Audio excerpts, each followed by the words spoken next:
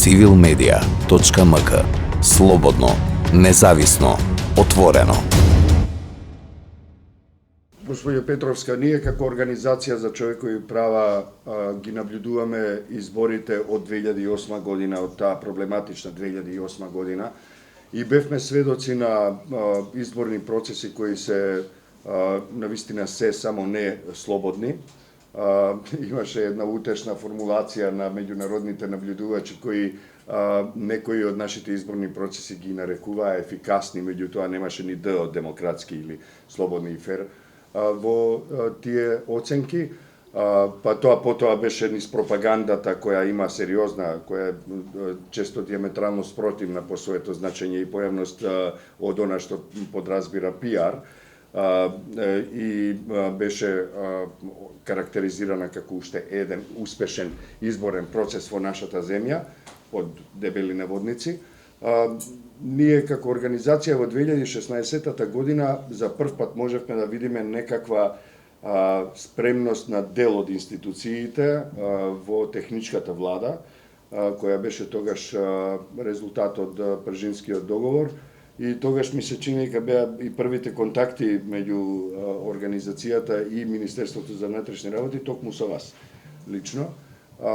Ние тогаш за прв пат почувствувавме како организација слобода, а не притисок да ја спроведуваме нашата функција на акредитирани наблюдувачи од Државната изборна комисија. Сега сме пред уште еден изборен процес, после 3 години спроведување изборни процеси кои и ние како организација, меѓутоа и други организации дома, но и странските организации ги оценија како демократски, фер и слободни избори.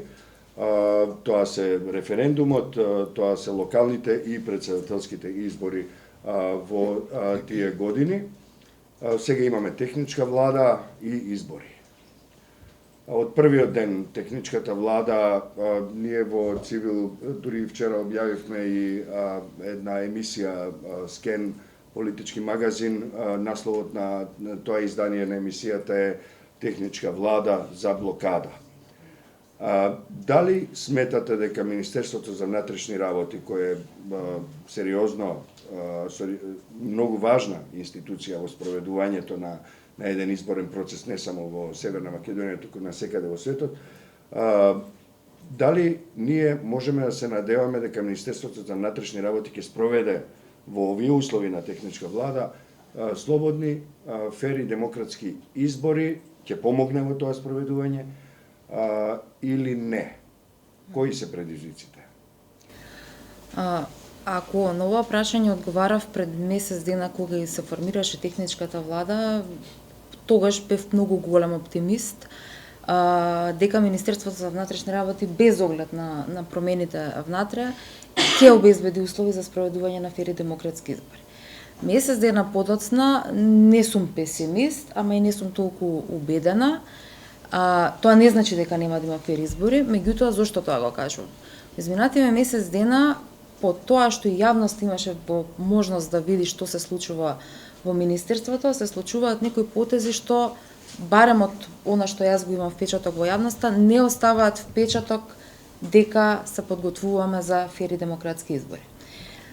Кога ќе дојдете на одредена позиција, треба да знаете што ви е целта на доаѓањето на таа позиција. Оваа техничка влада, или преодна, ако сакате, е многу јасно кои се надлежностите во престојниот период.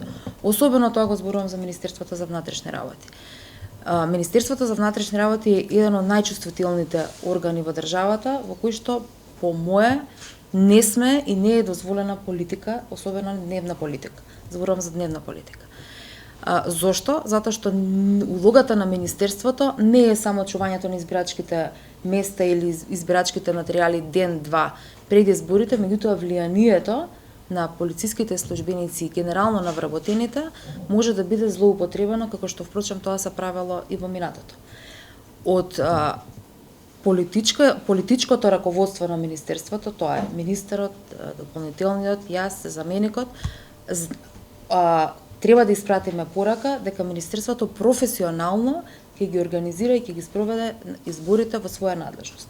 Тоа значи, оние стари манири на мешање на партиите во работата на Министерството, треба да ги заборавиме, како што впрочем беше и случајот предходните изборни циклуси, кога во Министерството тие влијанија политички, па и партиски беа сведени апсолутно на минимум и заради тоа впрочем ги добивавме тие извештаи такви какви што ги добивавме.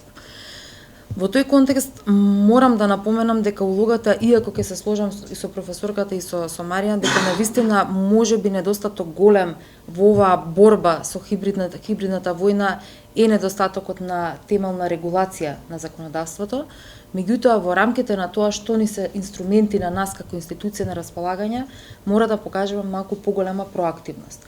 И пак ќе кажам, не е завршена приказна ако со политичка изјава отфрлите некаков надпис, тоа мислам дека на никому од нас не му влева доверба, ниту па во иднина ако се појават ширење на лажни вести кои што имаат апсолутно цел да дестабилизираат, без оглед дали тоа е првично политичка дестабилизација, па таа ќе воведе кон безбедносна дестабилизација, меѓутоа целта на ширењето на лажни вести се знае што е. Удирање во системот, онаму каде што има слабости, дестабилизација на општеството и едноставно создавање на хаос во општеството.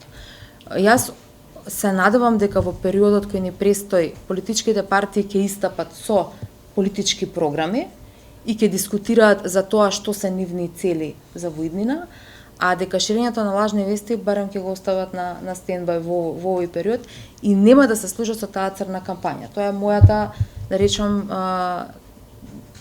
демократска желба како граѓанин на оваа држава. Меѓутоа, тоа не значи дека институциите не треба да бидат будни, дека не треба да го следат движењето и таму каде што има реална основа да реагираат. Јас би дала еден пример. Неодамна имавме, не беше тоа лажна вест, тоа беше вистина, меѓутоа беше лажно пријавување за бомба во Ситимол.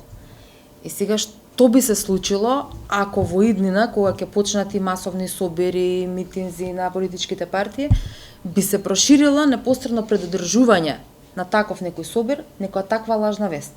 Знаете како, група од стотина луѓе може да ги искоординирате во моментот да ги евакуирате. Меѓутоа поголема бројка на луѓе може да настане сериозен проблем на лице место. Така што тука јас би била многу внимателна, горе-долу центрите кои се занимаваат со ширење на таква пропаганда се познати и веројатно тоа што сега до моментот освен ширење на лажни вести не е сторено некое посериозно кривично дело, ги остава во некоја позиција да бидат активни, неказнети и да бидат тука некаде. Меѓутоа, тоа не значи, пак ќе кажам, волјата на политичките партии треба да биде малку повеќе истакната и да покажат реално на терен дека се залагаат за позитивна кампања, за партиски или политички платформи, а не за ширење на лажна вест. Апсолутно, тука ќе ги ставам институциите сите, дека треба да бидат будни и да ги следат случувањата за да можат да реагираат. Едно од условите за да имаме фер и демократски избори е да имаме и мирен предизборен период. Civilmedia.mk. Слободно, независно, отворено.